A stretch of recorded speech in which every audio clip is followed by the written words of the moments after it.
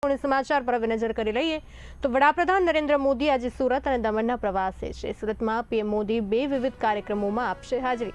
18,000 કરોડથી વધુના વિકાસ કાર્યોનું ખાતમુહૂર્ત અને લોકાર્પણ કરશે। ઇન્ડોર સ્ટેડિયમ અને હજીરા ખાતેના કાર્યક્રમમાં પણ આપશે હાજરી। વડાપ્રધાન મોદીને આવકારવા માટે સૌ કોઈ આતુર છે। આજે વડાપ્રધાન મોદી આવવાના છે સુરતની મુલાકાતે। સુરત અને દમણના પ્રવાસે વિવિધ કાર્યક્રમોમાં હાજરી આપશે વડાપ્રધાન નરેન્દ્ર મોદી। આ સાથે વધુ માહિતી આપવા માટે અમારા સંવાદદાતા રશ્મિ રાણા જોડાઈ ચૂક્યા છે। રશ્મિજી, આજે વડાપ્રધાન આવી રહ્યા છે ગુજરાત ખાતે। ગુજરાતના સુરતના પ્રવાસે સુરત અને દમણના કેવા પ્રકારનું આયોજન કરવામાં આવ્યું છે વડાપ્રધાનના આગમનને લઈને?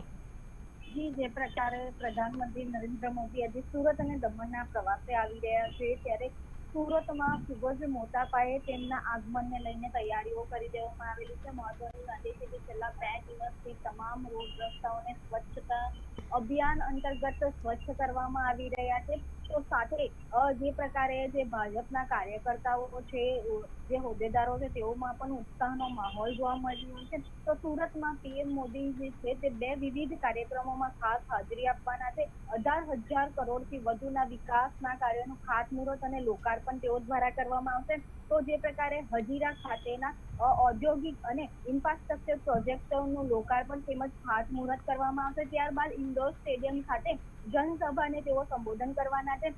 બપોરે 2 વાગ્યે જે પ્રધાનમંત્રી જે છે તે સુરત એરપોર્ટ ખાતે પહોંચશે અને સુરત એરપોર્ટથી તેઓ હજીરા ખાતે L&T ડિફેન્સ પ્લાન્ટની મુલાકાતે જવાના છે।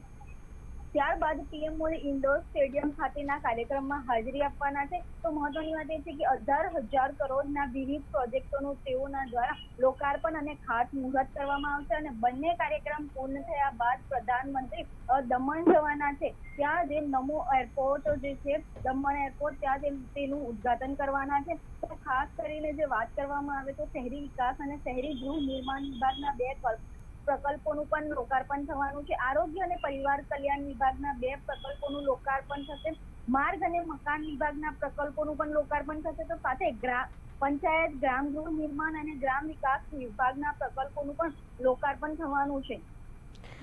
જી બિલકુલ ઠીક। આજે શું ખાસ આયોજન ભાજપના કાર્યકરો દ્વારા કરવામાં આવ્યું છે? વૃક્ષારોપણને લઈને પણ તૈયારીઓ કરવામાં આવી છે, એને લઈને પણ થોડી વિગત આપો।